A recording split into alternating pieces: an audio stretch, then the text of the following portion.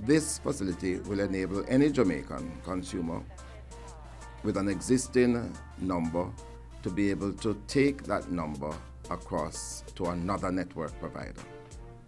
And that is going to be able to be done seamlessly and at minimum charges. In fact, the law now prohibits a charge by the donor provider to the customer. So there'll be no charge from that standpoint, apart from those where there are agreements that govern the service previously to the porting. The consumers ought to be able to port their numbers provided that there are no outstanding bills relating to that number. And so you have to settle all of your bills prior. Otherwise, the port would not be allowed. There's a scenario in which if you are actually roaming, time has been allowed for a 5-day period, prior which by that time approximately 80% of the information, your roaming information, would have been with your service provider, and so therefore you would not be able to port if you have roamed within the last 5 days. After that, if you have no outstanding bill, or if your bill is below the credit that you have with that company for that account, then you'll be allowed to port. One of the first things that all customers are going to need to do is that they're going to need to visit the facility of a service, of what we call a recipient service provider.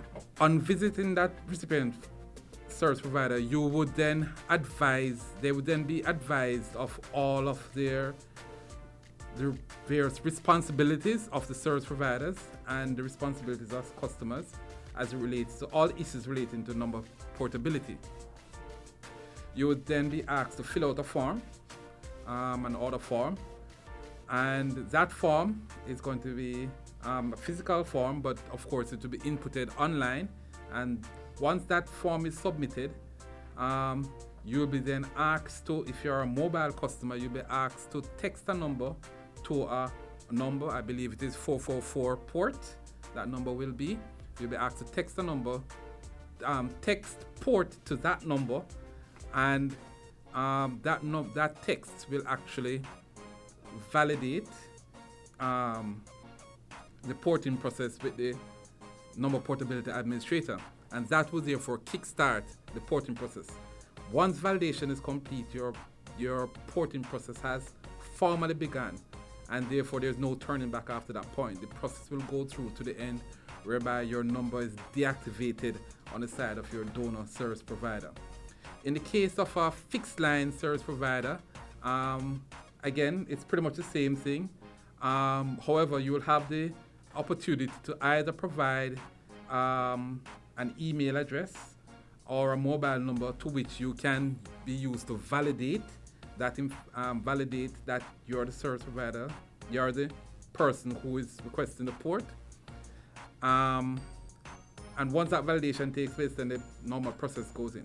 Corporate customers, however, have a slightly different process in that they are allowed to submit an authorization form which would list all the numbers, a letter of authorization.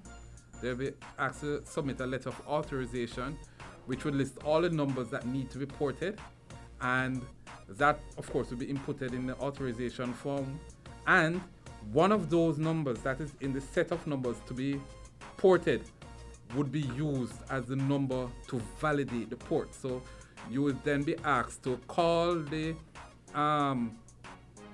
number, either the 444 port or the IVR, as the case may be, to send that information to them so that you can validate the port for the port to begin. For the porting of individual numbers or up to batches of 49 numbers, it is 1 day.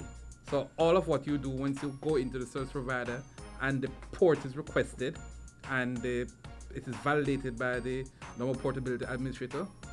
You can do 1 to 49 numbers, and the port will be completed within a day.